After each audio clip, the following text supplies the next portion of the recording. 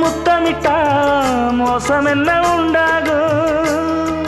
சத்தமிட்டா நிலைமை என்னாகும்? புது வளையல அரைச்சு தொண்டையில தான் நினைச்சு மாமன் கிட்ட பேச போற மணிக்கணக்கா. தூண்டாமணி விளக்க தூண்டி விட்டு எரிய வச்சு ஓ முகத்தை பார்க்க போற நாள் கணக்கா.